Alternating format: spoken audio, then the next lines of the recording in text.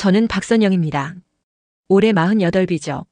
지금은 개인 채널을 운영하며 사회 정의를 다루는 다큐멘터리를 만들고 있습니다. 과거에는 방송국에서 시사 프로그램을 제작하던 PD였어요. 사람들은 제가 냉철하고 차분하다고 말하더군요. 하지만 제 안에는 뜨거운 정이 흐르고 있습니다. 여러분의 구독, 좋아요, 알림 설정은 다음 영상에 큰 도움이 됩니다. 꼭 부탁드립니다. 2023년 봄이었어요. 동생 도윤이가 결혼한다는 소식을 들었죠. 40살이 되어서야 겨우 짝을 만났다며 부끄러워하던 동생의 얼굴이 떠오릅니다. 어릴 때부터 몸이 약했던 아이였어요. 부모님이 일찍 돌아가신 후로는 제가 가장 노릇을 하며 키웠습니다. 밤낮으로 일하면서 동생 뒷바라지를 했죠. 결혼도 포기했습니다. 동생의 성공이 곧 제 성공이라 믿었으니까요. 예비 신부 이지은을 처음 만난 날을 잊을 수가 없습니다. 39살의 그녀는 대기업 홍보팀 출신이었어요. 미모도 뛰어났고 말솜씨도 좋았습니다. 명품 가방을 들고 나타난 지은은 완벽한 미소를 지으며 제게 인사했죠. 언니 잘 부탁드려요. 도윤 오빠 정말 잘 모실게요. 그런데 왠지 모를 위화감이 들었습니다. 뭐랄까 너무 완벽했어요. 카페에 앉아 이야기를 나누는 동안 저는 지은을 관찰했습니다. 그녀는 유명 레스토랑 이름을 자주 언급했어요. 상류층의 라이프 스타일에 대한 동경이 말 곳곳에 배어 있었죠. 언니, 저는 항상 더 큰 성공을 꿈꿔왔어요. 도윤 오빠와 함께라면 그 꿈을 이룰 수 있을 것 같아요. 그녀의 눈빛이 묘하게 반짝였습니다. 저는 속으로 불안해졌어요. 동생의 순수함을 이용하는 건 아닐까 하는 걱정이 들었죠. 하지만 도윤이는 지은을 맹목적으로 사랑하고 있었습니다. 누나, 지은이는 정말 좋은 사람이야. 나를 진심으로 아껴줘. 동생의 행복한 얼굴을 보니 더 이상 말할 수가 없었습니다. 결혼식은 화려했어요. 호텔 대연 회장을 가득 채운 하객들 앞에서 두 사람은 서약했죠. 저는 객석에 앉아 눈물을 흘렸습니다. 기쁨 반, 불안 반이었어요. 결혼 후 동생 부부의 생활은 순탄해 보였습니다. 도윤이가 운영하던 IT 스타트업이 대박을 터뜨렸어요. 투자 유치에 성공하며 회사 규모가 커졌죠. 아파트도 강남의 고급 주상복합으로 옮겼습니다. 저는 먼발치에서 동생 부부를 지켜봤어요. 한 달에 한 번쯤 저녁 식사 자리를 가졌습니다. 지은은 늘 우아한 옷차림으로 나타났어요. 명품 액세서리를 차고 있었죠. 그녀는 식사 내내 회사 확장 계획이나 해외 투자 이야기를 꺼냈습니다. 언니, 도윤 오빠 회사가 정말 잘 되고 있어요. 곧 상장도 할 수 있을 것 같아요. 저는 고개를 끄덕이며 대답했습니다. 그래, 도윤이가 열심히 했으니까. 너도 옆에서 잘 도와줘서 고맙구나. 하지만 지은의 눈빛에서 묘한 야망이 느껴졌어요. 그녀는 돈과 성공에 대한 갈망을 숨기지 않았습니다. 2024년 여름이 왔습니다. 그해 7월의 어느 무더운 날이었어요. 새벽에 걸려온 전화 한 통에 제 심장이 멎는 줄 알았죠. 언니, 도윤 오빠가 사고가 났어요. 빨리 병원으로 와주세요. 지은의 목소리는 떨리고 있었습니다. 저는 옷도 제대로 챙겨 입지 못하고 택시를 잡아탔어요. 병원으로 가는 내내 손이 부들부들 떨렸죠. 동생에게 무슨 일이 생긴 걸까? 머릿속이 하얘졌습니다. 응급실 앞에 도착했을 때 지은이 울며 달려왔어요. 언니, 오빠가 계단에서 굴러떨어졌대요. 머리를 심하게 다쳤어요. 지금 의식불명 상태예요. 저는 그 자리에 주저앉을 뻔했습니다. 의사가 나와 설명했죠. 뇌출혈이 심각하다고 했습니다. 당장 수술을 해야 한다고 했어요. 수술 후에도 의식을 회복할지 장담할 수 없다는 말에 눈앞이 캄캄해졌습니다. 최선을 다하겠습니다. 의사의 말이 귓가에서 맴돌았어요. 수술실 앞에서 기다리는 시간이 지옥 같았습니다. 지은은 제 옆에서 계속 울고 있었어요. 손수건으로 눈물을 닦으며 중얼거렸죠. 오빠, 제발 깨어나야 해요. 제발요. 그녀의 오열하는 모습을 보며 저는 마음 한편으로 안도했습니다. 적어도 동생을 진심으로 걱정하고 있다는 증거니까요. 수술은 5시간이 걸렸어요. 의사는 수술은 성공적이었다고 말했습니다. 하지만 언제 깨어날지는 알 수 없다고 했죠. 중환자실로 옮겨진 동생의 모습을 보며 저는 눈물을 흘렸습니다. 얼굴이 새하얗게 질려 있었어요. 온갖 기계에 연결된 채 누워 있었죠. 저는 동생의 손을 꽉 잡았습니다. 도윤아, 누나야. 꼭 깨어나야 해. 알았지? 목이 메어 더 이상 말을 잇지 못했어요. 그날부터 저와 지은은 교대로 병실을 지켰습니다. 지은은 헌신적인 모습을 보였어요. 밤을 새우며 간병했죠. 동생의 손을 잡고 이야기를 건네기도 했습니다. 오빠, 빨리 일어나요. 우리 함께 해야 할 일이 많잖아요. 저는 그녀를 보며 처음에 불안감이 기우였나 싶었습니다. 역시 동생을 진심으로 사랑하는 아내였구나 생각했죠. 하지만 그건 제 착각이었습니다. 곧 저는 상상도 못한 진실과 마주하게 될 테니까요. 동생의 입원이 2달째 접어들었습니다. 의사는 여전히 낙관적인 전망을 내놓지 못했어요. 도윤이는 깊은 잠에 빠진 채 깨어날 기미를 보이지 않았죠. 저는 매일 병원을 찾았습니다. 동생의 손을 잡고 이야기를 건넸어요. 지은에게는 여러 가지를 물어봤습니다. 병원비는 어떻게 되고 있는지, 회사 운영은 괜찮은지 궁금했어요. 동생이 쓰러진 후 회사가 어떻게 돌아가는지 알아야 했으니까요. 언니 걱정 마세요. 다 잘 처리하고 있어요. 지은은 늘 이렇게 대답했습니다. 하지만 구체적인 설명은 하지 않았어요. 바쁘다는 핑계로 자세한 이야기를 회피했죠. 제가 회사 장부를 보여달라고 하면 다음에 가져오겠다며 미뤘습니다. 뭔가 이상했어요. 어느 날 저는 지은에게 직접 물었습니다. 지은아, 도윤이 회사 경영권은 어떻게 되고 있어? 대리인을 세워야 하는 거 아니야? 그녀의 표정이 순간 굳었어요. 아, 그건 제가 알아서 처리하고 있어요. 변호사랑 상의해서 임시로 제가 대표 권한을 위임받았어요. 그래? 그건 언제 한 거야? 1달 전쯤이요. 언니한테 말씀드렸어야 했는데 너무 바빠서 깜빡했네요. 지은은 어색한 웃음을 지었습니다. 저는 속으로 의심이 커졌어요. 왜 저한테 미리 상의하지 않았을까요? 동생의 유일한 가족인 제게 알리는 게 당연한 거 아닌가요? 그날 밤 저는 병원에 남기로 했습니다. 간이 침대를 펴고 동생 곁에서 잤어요. 새벽 2시쯤이었을 거예요. 갑자기 복도에서 들리는 소리에 잠이 깼죠. 지은의 목소리였습니다. 저는 살짝 문을 열고 밖을 내다봤어요. 지은이 휴대폰을 귀에 대고 복도 끝에 서 있었습니다. 목소리를 낮추고 있었지만 조용한 밤이라 들렸어요. 그 남자가 빨리 깨어나면 안 되는데. 우리 계획에 차질 생기잖아. 제 심장이 쿵 내려앉았습니다. 손발이 차갑게 식어갔어요. 그 남자라니. 지금 동생을 말하는 건가요? 깨어나면 안 된다니 그게 무슨 소리죠? 지은은 계속 통화했습니다. 알았어, 조금만 더 기다려. 곧 다 정리될 거야. 경영권만 완전히 넘어오면 그때 우리 마음대로 할 수 있어. 저는 벽에 기댄 채 숨을 죽였어요. 온몸이 부들부들 떨렸습니다. 이게 무슨 일이죠? 동생의 아내가 헌신적으로 간병하던 그 사람이 지금 무슨 말을 하고 있는 거예요? 지은이 통화를 끝내고 병실로 돌아왔습니다. 저는 재빨리 침대에 누워 자는 척했어요. 지은은 아무 일 없다는 듯 동생의 이마를 쓰다듬었죠. 그리고는 의자에 앉아 휴대폰을 들여다봤습니다. 저는 눈을 감은 채 생각했어요. 이건 단순한 문제가 아니었습니다. 지은에게 뭔가 계획이 있었어요. 그리고 그 계획은 동생이 깨어나지 않는 게 전제였죠. 다음 날부터 저는 지은을 관찰하기 시작했습니다. 과거 PD 시절 익힌 관찰력을 동원했어요. 지은의 행동 하나하나를 눈여겨봤죠. 그리고 이상한 점들을 발견하기 시작했습니다. 지은은 밤 10시쯤이면 병원을 나갔어요. 집에 가서 쉬어야 한다며 떠났죠. 하지만 그녀가 입고 나가는 옷차림이 예사롭지 않았습니다. 고급 원피스에 하이힐을 신었어요. 화장도 진하게 했죠. 집에 가서 쉬려는 사람의 차림새가 아니었습니다. 어느 날 저는 지은을 몰래 따라가 봤어요.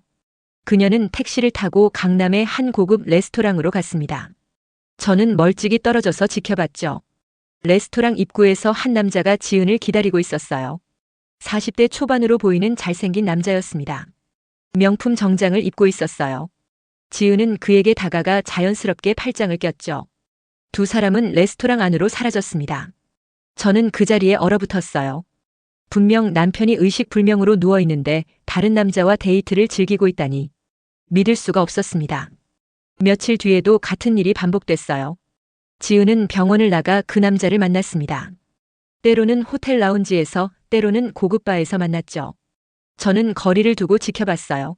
한 번은 두 사람이 호텔에 함께 들어가는 모습을 목격했습니다. 가슴이 터질 것 같았어요. 분노가 치밀어 올랐죠. 동생이 저렇게 누워있는데 아내라는 사람이 불륜을 저지르고 있다니. 하지만 저는 참았습니다. 섣불리 움직이면 안 됐어요. 더 많은 증거가 필요했습니다. 그들이 무슨 계획을 꾸미고 있는지 정확히 알아야 했죠. 저는 지은의 행동을 계속 추적했어요. 그녀가 차고 나오는 액세서리들을 유심히 봤습니다. 동생이 선물했던 것보다 훨씬 비싼 물건들이었어요. 다이아몬드 팔찌, 명품 시계. 어림잡아도 수천만 원은 하는 것들이었죠. 그 남자가 사준 게 분명했습니다. 어느 날 밤 저는 지은의 가방을 몰래 뒤졌어요. 병실 소파에 놓인 가방이었습니다. 지은이 화장실에 간 사이 재빨리 열어봤죠. 가방 안에서 호텔 키카드가 나왔어요. 강남의 특급 호텔이었습니다. 그리고 명함 한 장이 있었어요. 민성우 JMP 캐피탈 전무이사라고 적혀 있었죠. JMP 캐피탈. 그 이름을 보는 순간 뭔가 기억이 스쳤습니다. 분명 어디선가 들어본 이름이었어요. 저는 집에 돌아가 인터넷을 뒤졌습니다. 그리고 충격적인 사실을 알게 됐죠. JMP 캐피탈은 도윤이 회사의 경쟁사였어요. 정확히는 도윤이 추진하던 핵심 기술 투자건을 가로채려던 회사였습니다. 몇 년 전 도윤이가 화를 내며 이야기했던 기억이 났어요.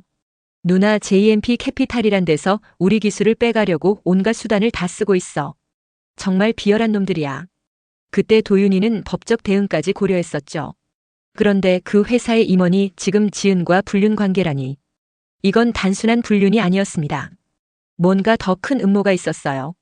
저는 밤새 잠을 이루지 못했습니다. 머릿속으로 퍼즐 조각들을 맞춰봤어요. 지은의 이상한 행동들, 민성우와의 관계, 그리고 동생이 깨어나면 안 된다는 그 말. 모든 게 하나로 연결됐습니다. 지은은 동생의 회사를 노리고 있었어요. 민성우와 함께 도윤이의 회사를 통째로 가로채려는 계획이었죠.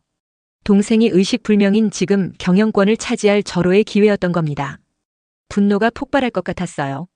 동생을 그토록 사랑한다고 헌신적으로 간병한다고 말하던 그녀가 실은 동생의 재산을 노리는 배신자였습니다.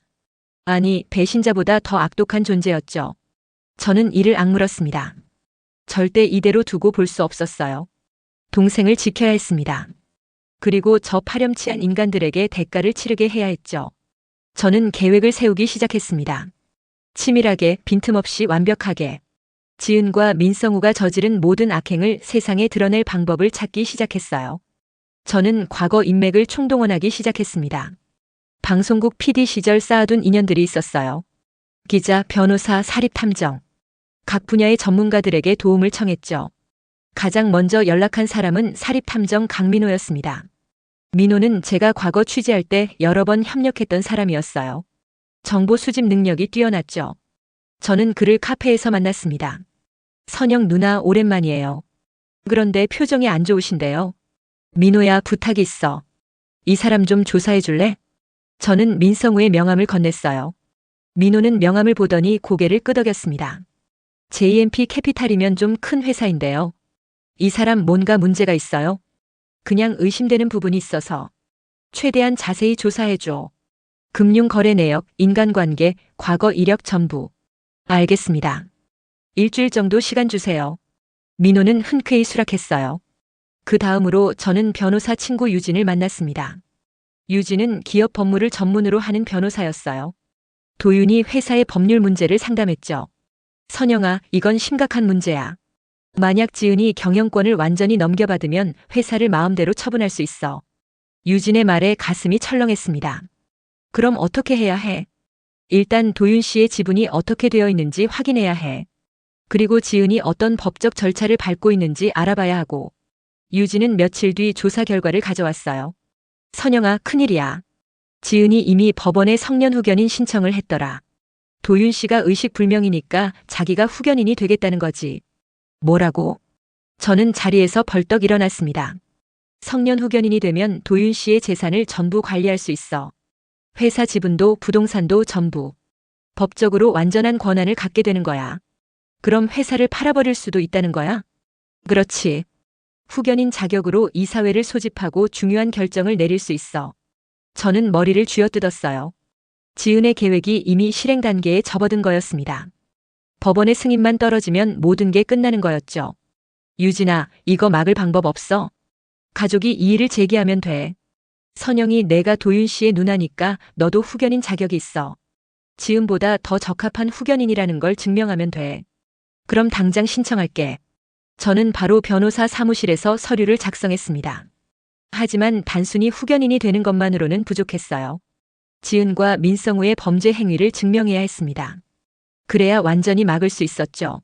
일주일 뒤 민호에게서 연락이 왔습니다. 누나 조사 끝났어요. 만나서 얘기해요. 저는 민호를 다시 만났어요. 그가 건넨 파일을 받아들었습니다.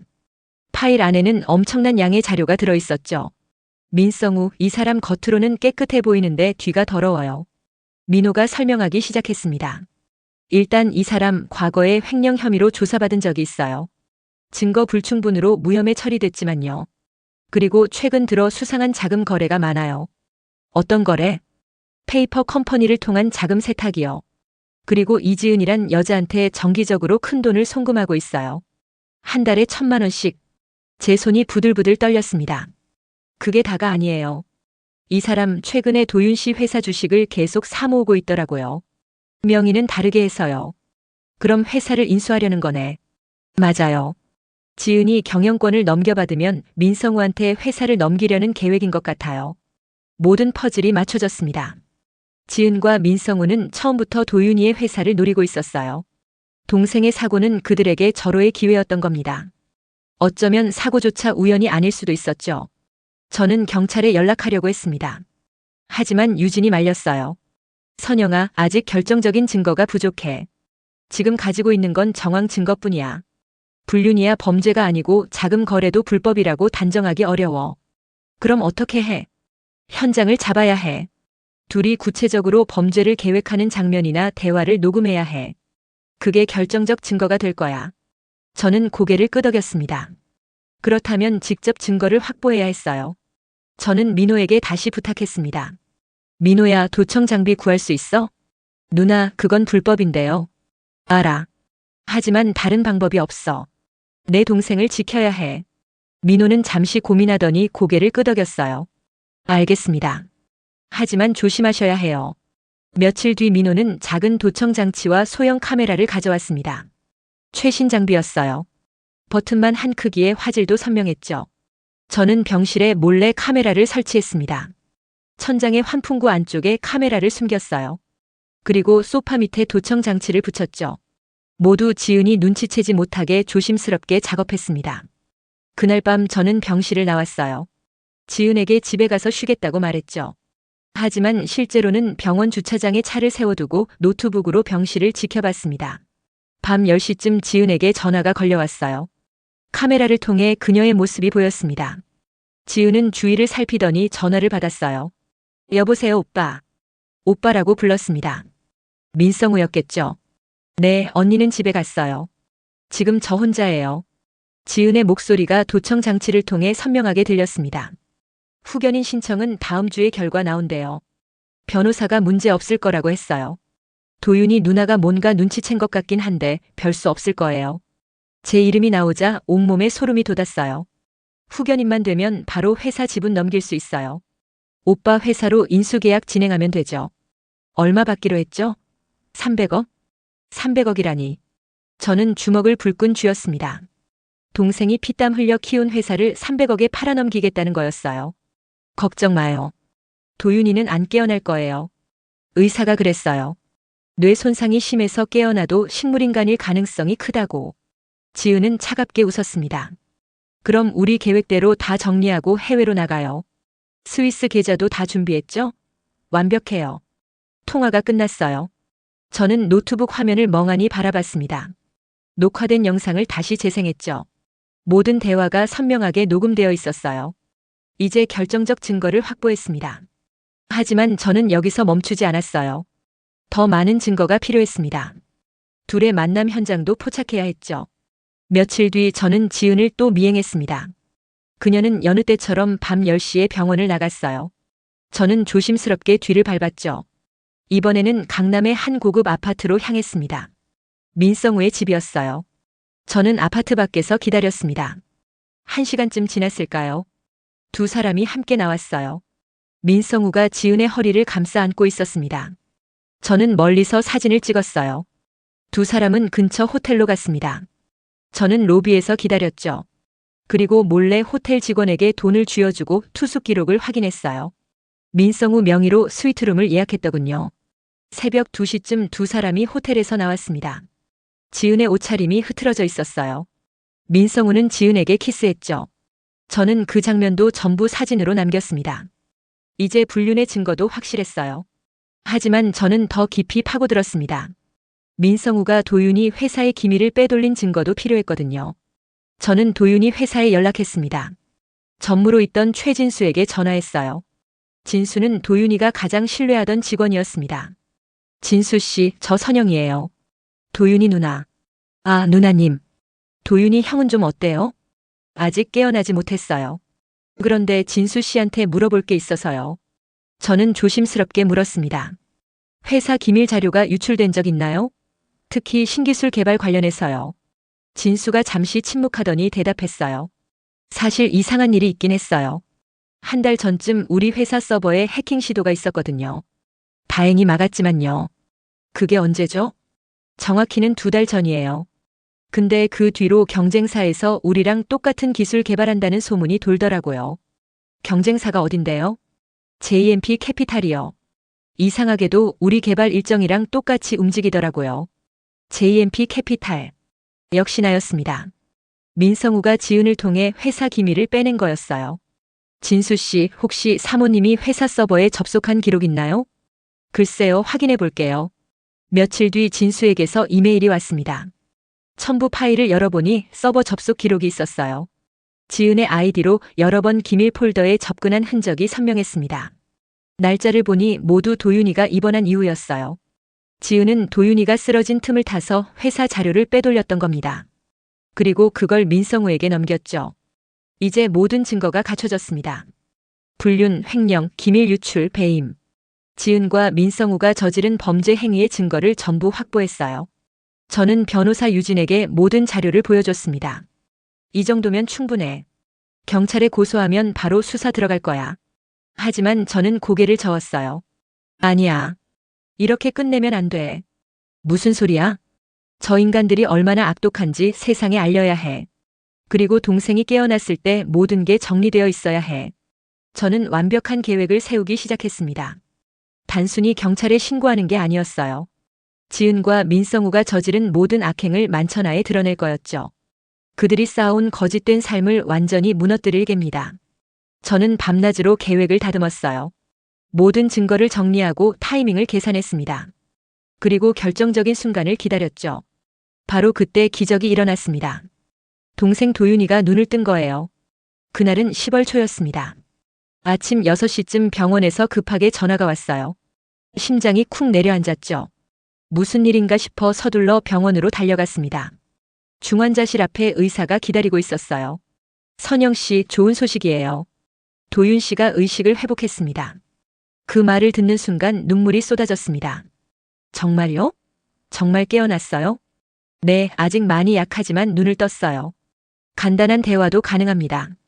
저는 후들거리는 다리로 병실로 들어갔어요. 동생이 침대에 누워 있었습니다. 눈을 뜨고 천장을 바라보고 있었어요. 저는 동생의 손을 꼭 잡았죠. 도윤아, 누나야. 알아보겠어? 동생이 천천히 고개를 돌렸습니다. 누나. 목소리는 약했지만 분명 제 이름을 불렀어요. 저는 동생의 손을 얼굴에 갖다 대고 울었습니다. 도윤아, 정말 잘 깨어났구나. 누나가 얼마나 걱정했는지 알아? 동생이 미소 지으려고 애썼어요. 의사가 말했습니다. 당분간은 안정이 필요해요. 너무 무리하게 하지 마세요. 기억도 조금씩 돌아올 겁니다. 지은에게도 연락이 갔어요. 1시간 뒤 그녀가 병원에 도착했습니다. 지은은 병실로 뛰어들어와 동생을 껴안았죠. 오빠 정말 깨어났네요. 오빠, 나 지은이에요. 알아보겠어요? 동생은 혼란스러운 표정을 지었습니다. 지은. 에? 네, 저예요. 당신 아내 지은이요. 지은이 울먹이며 말했어요. 저는 그 모습을 지켜봤습니다. 완벽한 연기였어요. 진짜 헌신적인 아내처럼 보였죠. 하지만 저는 알고 있었습니다. 저 눈물이 전부 거짓이라는 걸요. 의사가 방을 나가고 잠시 셋만 남았을 때였어요. 저는 지은을 보며 말했습니다. 지은아, 도윤이 많이 약하니까 천천히 회복시켜야 해. 너무 무리한 이야기는 하지 마. 네, 언니. 당연하죠. 지은은 고개를 끄덕였습니다. 하지만 그녀의 눈빛에서 당황한 기색이 보였어요. 도윤이가 깨어난 건 지은에게는 청천벽력 같은 일이었을 겁니다. 모든 계획이 틀어진 거니까요. 저는 그날부터 더욱 조심스럽게 움직였습니다. 동생에게 곧바로 진실을 말하지 않았어요. 아직 몸도 마음도 약한 상태였죠. 충격을 받으면 안 됐습니다. 대신 저는 지은의 다음 행동을 예측하기 시작했어요. 도윤이가 깨어났으니 지은은 계획을 수정할 겁니다. 아니면 더 급하게 움직일 수도 있었죠. 어느 쪽이든 실수를 할 가능성이 컸어요. 며칠 뒤 병실의 카메라가 결정적인 장면을 포착했습니다. 밤늦게 민성우가 병원을 찾아온 거예요. 물론 면회 시간이 아니었죠. 그는 간호사 유니폼을 입고 변장했습니다. 지은이 복도에서 그를 만났어요. 미쳤어? 여기까지 왜 와? 지은이 다급하게 속삭였습니다. 확인해야 할 게 있잖아. 도윤이 얼마나 기억하는지. 아직 잘 기억 못해. 의사가 그랬어. 사고 전후 기억은 흐릿할 거래. 그럼 다행이네. 서류는 어떻게 됐어? 후견인 신청은 취소해야 할 것 같아. 깨어났으니까. 민성우가 짜증스럽게 말했습니다. 계획이 다 틀어졌잖아. 어쩔 거야? 방법이 있어. 도윤이한테 직접 서류에 사인받으면 돼. 지금 정신이 온전치 않으니까 뭐든 시킬 수 있어. 지은의 목소리가 차갑게 식었어요. 회사 지분 양도 서류 준비해. 내가 사인받을게. 그게 가능해? 가능하게 만들어야지. 이미 여기까지 왔잖아. 둘의 대화가 전부 녹화되고 있었습니다. 저는 노트북으로 그 장면을 실시간으로 지켜봤어요. 분노가 치밀었지만 참았습니다. 이제 곧 모든 게 끝날 테니까요. 이틀 뒤 지은이 서류 뭉치를 들고 병실에 나타났습니다. 오빠, 서류 좀 봐줘야 해요. 회사 일인데 급한 거예요. 동생은 여전히 몸이 불편한 상태였어요. 무슨 서류인데? 이사회 결의안이에요. 오빠가 사인해야 진행이 돼요. 지은이 서류를 동생 앞에 펼쳤습니다. 저는 그때 병실에 있었어요.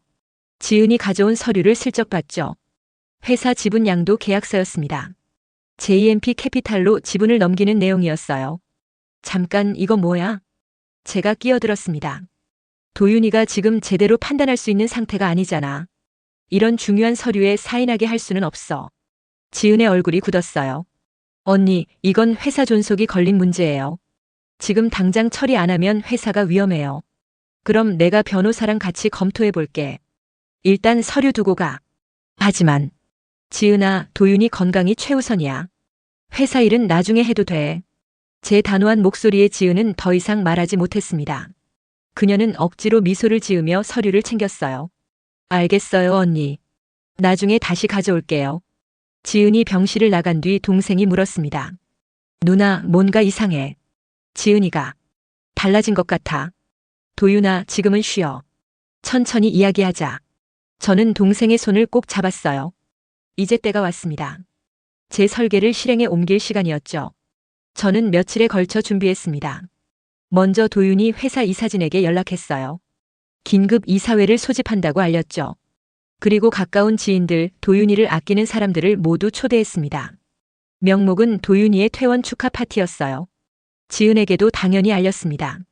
그녀는 의아해했지만 거절할 수 없었죠. 남편의 퇴원을 축하하는 자리를 거부할 수는 없으니까요. 저는 경찰에도 미리 연락을 했습니다. 증거를 모두 제출하고 당일 대기해달라고 부탁했어요.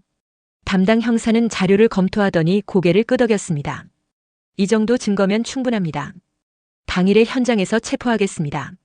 모든 준비가 끝났습니다. 퇴원일은 10월 15일로 정했어요. 도윤이의 건강이 많이 회복된 시점이었죠. 의사도 퇴원을 허락했습니다. 그날 오후 도윤이가 병원을 나왔어요. 휠체어에 앉아 있었지만 표정은 밝았습니다. 지은이 옆에서 휠체어를 밀었죠. 완벽한 아내의 모습이었어요. 오빠, 이제 집에 가요. 제가 정성껏 간호할게요. 고마워, 지은아. 동생이 지은의 손을 잡았습니다. 저는 그 뒤를 따라가며 속으로 생각했어요. 조금만 더 참아, 도윤아. 곧 진실을 알게 될 거야. 저녁 6시 호텔 연회장에 사람들이 모이기 시작했습니다. 도윤이 회사 이사진, 직원들, 그리고 가까운 지인들까지 총 50명쯤 모였어요. 지은은 화려한 드레스를 입고 나타났습니다. 언니, 이렇게 큰 파티를 준비하셨어요? 당연하지. 도윤이가 돌아온 걸 축하해야지. 저는 미소 지으며 대답했어요. 파티가 시작됐습니다.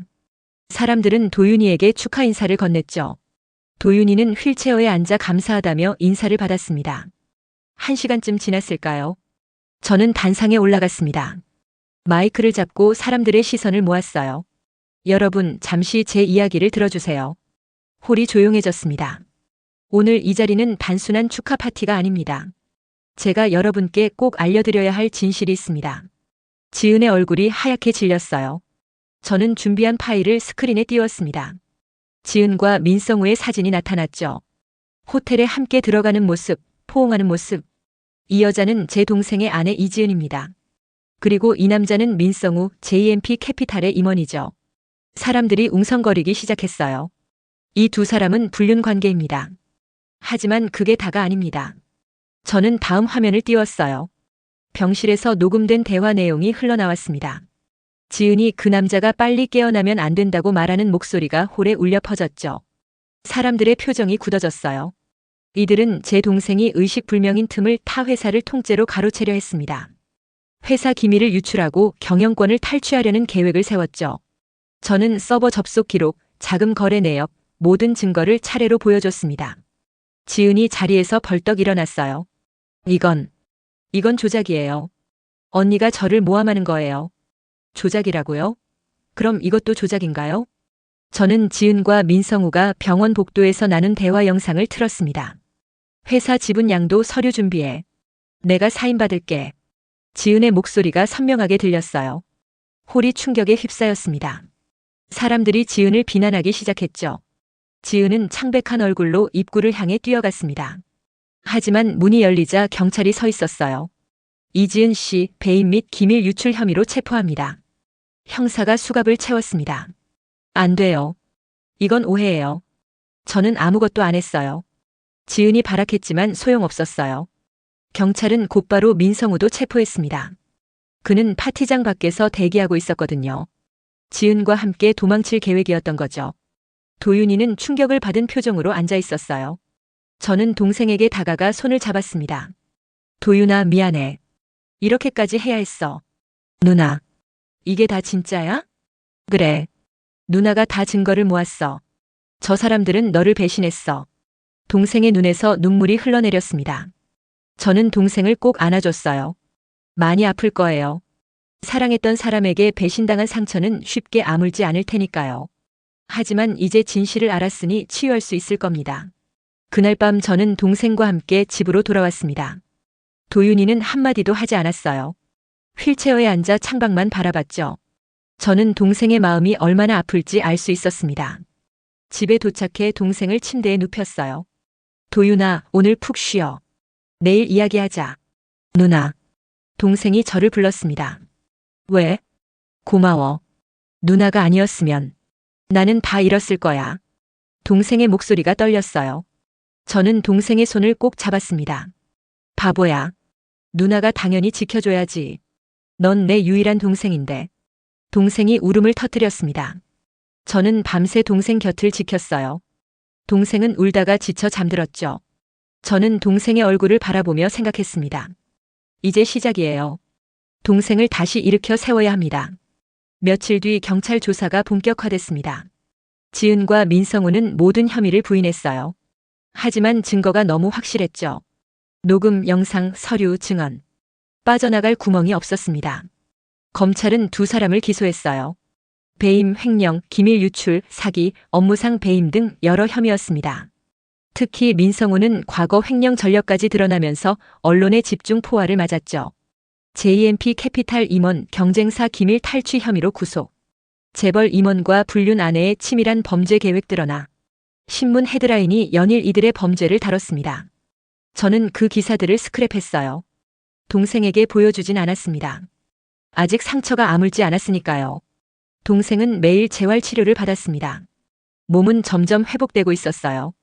한 달쯤 지나자 휠체어 없이도 걸을 수 있게 됐죠. 하지만 마음의 상처는 여전했습니다. 누나, 나는 왜 이렇게 바보 같았을까? 어느 날 저녁 동생이 말했어요. 지은이가 날 사랑하는 줄 알았어. 진심으로 믿었는데. 도윤아, 내 잘못이 아니야. 저는 동생의 어깨를 두드렸습니다. 사람을 믿는 건 잘못이 아니야. 잘못은 그 믿음을 배신한 사람에게 있는 거지. 하지만 누나는 처음부터 알아봤잖아. 뭔가 이상하다고. 그건 누나가 의심이 많아서야. 너는 순수한 거고. 동생이 쓸쓸하게 웃었어요. 이제 누굴 믿어야 할지 모르겠어. 나를 믿어. 누나는 평생 내 편이야. 저는 동생을 꼭 안아줬습니다. 재판은 석 달 뒤에 시작됐어요. 법정에 섰을 때 지은과 민성우의 모습은 초라했습니다. 화려했던 과거는 온데간데 없었죠. 두 사람은 서로를 원망하며 책임을 떠넘기기 바빴어요. 저는 민성우에게 속은 겁니다. 그 사람이 저를 이용한 거예요. 지은이 변명했습니다. 말도 안 돼요. 지은이 먼저 제게 접근했어요. 도윤 씨 회사를 빼앗자고 계획한 것도 지은이었습니다. 민성우가 반박했죠. 저는 방청석에서 그 모습을 지켜봤어요. 한때 서로 사랑한다며 범죄를 저질렀던 두 사람이 이제는 서로를 물어뜯고 있었습니다. 검사가 제출한 증거는 압도적이었어요. 제가 수집한 모든 자료가 법정에 제시됐죠. 녹음 파일, 영상, 금융거래 내역, 서버 접속 기록. 하나하나가 결정적인 증거였습니다. 판사가 판결을 내렸습니다. 피고인 이지은 징역 5년의 집행유예 없음. 피고인 민성우 징역 7년. 법정이 웅성거렸어요. 지은이 그 자리에 주저앉았습니다. 민성우는 분노에 찬 표정으로 판사를 노려봤죠. 하지만 소용없었어요. 판결은 확정됐습니다. 두 사람은 모든 걸 잃었어요. 지은은 사회적으로 매장됐습니다. 그녀가 다니던 회사는 물론이고 친구들도 모두 등을 돌렸죠. SNS 계정은 비난 댓글로 도배됐고 결국 폐쇄됐습니다. 민성우도 마찬가지였어요. JMP 캐피탈에서 해고됐고 금융업계에서 영구 퇴출됐습니다. 그가 보유했던 주식과 부동산도 모두 몰수됐죠. 두 사람이 스위스에 숨겨둔 비자금도 검찰이 추적해서 환수했습니다. 저는 그 소식을 들으며 안도했어요. 정의가 승리한 겁니다. 동생의 회사도 정상화됐습니다. 경영권은 다시 도윤이에게 돌아왔어요. 이사회는 만장일치로 도윤이의 복귀를 환영했죠. 유출됐던 기술 정보는 법적 조치를 통해 보호받을 수 있었습니다. 전무 최진수가 임시로 회사를 이끌어왔어요. 형님, 천천히 회복하세요. 회사는 제가 잘 지키고 있습니다. 진수는 충직하게 동생을 보좌했습니다. 도윤이는 석 달 뒤 회사에 복귀했어요. 처음에는 반나절만 출근했습니다. 몸이 완전히 회복되지 않았거든요. 직원들이 뜨겁게 환영했습니다. 대표님, 돌아오셔서 정말 다행입니다. 저희가 열심히 지켰습니다. 이제 대표님이 이끌어주세요. 동생의 눈시울이 붉어졌어요. 고맙습니다. 여러분 덕분에 제가 이렇게 돌아올 수 있었어요. 회사는 빠르게 안정을 찾았습니다. 오히려 이번 사건이 알려지면서 동정 여론이 형성됐어요. 투자자들이 다시 관심을 보였죠. 반년 만에 회사는 예전보다 더 성장했습니다. 도윤이도 조금씩 웃음을 되찾았어요. 누나, 이제 좀 살 것 같아. 어느 날 저녁 동생이 말했습니다. 다행이다. 누나가 얼마나 걱정했는지 알아? 알아. 누나가 아니었으면 정말 상상도 못해. 동생이 제 손을 꼭 잡았어요. 누나, 평생 보답하며 살게. 무슨 보답? 우리 남매인데. 저는 동생의 머리를 쓰다듬었습니다. 그날 밤 우리는 오랜만에 함께 식사했어요. 동생이 좋아하는 된장찌개를 끓였습니다. 예전처럼 둘이서 식탁에 마주 앉았죠. 누나, 맛있다. 역시 누나 요리가 최고야. 많이 먹어. 살 좀 쪄야 해. 동생은 한동안 많이 야위었었어요. 스트레스 때문이었죠. 하지만 이제는 밥맛도 돌아오고 얼굴에 혈색도 돌았습니다. 누나, 나 하나 물어봐도 돼? 뭔데? 누나는 언제부터 의심했어? 지은이를. 저는 젓가락을 내려놓고 생각했어요. 처음 만났을 때부터였던 것 같아. 뭔가 느낌이 이상했거든. 역시 누나야. 나는 완전히 속았는데. 도윤아, 이제 그 일은 잊어. 앞으로 좋은 사람 만날 거야. 아니, 당분간은 연애 생각 없어. 일에만 집중할래. 동생이 고개를 저었어요. 저는 이해했습니다. 배신의 상처는 깊었으니까요. 시간이 필요했어요. 그로부터 반년이 지났습니다. 도윤이의 회사는 계속 성장했어요. 신기술 개발에 성공하면서 상장 준비에 들어갔습니다. 직원도 2배로 늘었죠. 동생은 이제 완전히 회복했습니다. 몸도 건강해졌고 마음의 상처도 많이 아물었어요. 예전의 밝은 모습을 되찾았죠. 어느 날 동생이 제게 제안했습니다. 누나, 나 누나 일 도와주고 싶어. 내일? 무슨 일? 누나가 만드는 다큐멘터리 말이야. 사회 정의를 다루는 거. 동생의 눈이 진지했어요. 이번 일을 겪으면서 느꼈어. 세상에는 부당한 일들이 정말 많구나. 누나처럼 그런 걸 밝혀내는 일을 하고 싶어. 저는 감동받았습니다. 도윤아, 넌 회사 일이 바쁘잖아. 회사는 진수가 잘 맡아주고 있어. 나는 이제 다른 일도 하고 싶어. 의미 있는 일. 동생의 진심이 느껴졌어요. 그래, 함께 하자. 누나도 도움이 필요했어. 우리는 손을 맞잡았습니다. 다음 달부터 동생이 제 다큐멘터리 제작에 합류했어요. 투자도 해줬고 직접 취재에도 참여했습니다. 동생은 열정적이었어요. 부당한 일을 당한 사람들의 이야기를 경청했죠. 누나, 이분들 이야기 꼭 세상에 알려야 해. 동생이 말했습니다. 우리는 첫 번째 다큐멘터리를 완성했어요. 대기업의 횡포로 고통받는 하청업체들의 이야기였습니다. 방송되자마자 큰 반향을 일으켰죠. 시청자들이 분노했고 결국 해당 기업이 사과하고 보상했습니다. 누나, 우리가 해냈어. 동생이 환하게 웃었어요. 저는 동생의 그 모습이 정말 좋았습니다. 이제 진짜 회복한 거예요. 상처를 딛고 더 나은 사람이 된 겁니다. 우리는 계속해서 다큐멘터리를 만들었어요. 약자들의 목소리를 대변했습니다. 부당한 권력에 맞섰죠. 매번 힘들었지만 보람 있었어요. 1년이 지났습니다. 우리 채널은 구독자 100만을 돌파했어요. 여러 상도 받았습니다. 무엇보다 많은 사람들에게 희망을 줬다는 게 뿌듯했죠. 어느 가을날 저녁이었습니다. 동생과 저는 한강변을 산책했어요. 석양이 아름답게 지고 있었죠. 누나 행복해? 동생이 물었습니다. 응, 행복해. 너는? 나도. 이상하지? 그 끔찍한 일을 겪었는데 지금이 더 행복한 것 같아. 동생이 웃었어요. 저도 고개를 끄덕였습니다.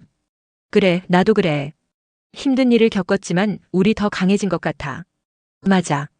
그리고 진짜 중요한 게 뭔지 알게 됐어. 뭔데? 가족이야. 서로를 믿고 의지하는 것. 그게 제일 소중한 거더라. 동생이 제 어깨에 머리를 기댔어요.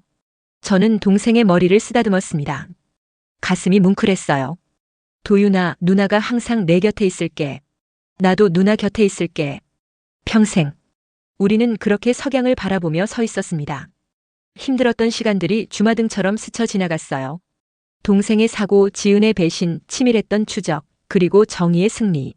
모든 게 끝났습니다. 아니, 끝난 게 아니라 새로운 시작이었어요. 우리는 상처를 치유했고 더 강해졌습니다. 이제는 다른 사람들을 돕는 일을 하고 있죠. 지은과 민성우는 감옥에서 죗값을 치르고 있습니다. 가끔 그들 소식이 들려왔어요. 지은은 모범수로 지낸다고 했습니다. 민성우는 여전히 자기 잘못을 인정하지 않는다더군요. 저는 그들을 용서할 수 있을까 생각해봤어요. 아직은 아닙니다. 동생에게 너무 큰 상처를 줬거든요. 하지만 언젠가는 용서할 수 있을지도 몰라요. 미움을 품고 사는 것보다 놓아주는 게 나으니까요. 중요한 건 우리가 이겨냈다는 겁니다. 정의가 승리했어요. 악은 대가를 치렀고 선은 보상받았습니다. 비록 과정은 고통스러웠지만 결과는 아름다웠어요. 누나, 이제 집에 갈까? 동생이 말했습니다. 그래, 가자. 오늘 저녁은 내가 좋아하는 갈비찜 해줄게. 와, 진짜? 최고다. 동생이 팔짱을 꼈어요. 우리는 나란히 걸어갔습니다. 석양을 등지고 집으로 향하면서요. 앞으로도 힘든 일이 있을 거예요. 세상은 불완전하고 부조리하니까요. 하지만 우리는 함께니까 이겨낼 수 있습니다. 저는 동생을 지켰어요. 제가 설계한 완벽한 계획으로요. 그리고 동생은 다시 일어섰습니다. 더 강하고 더 나은 사람으로요.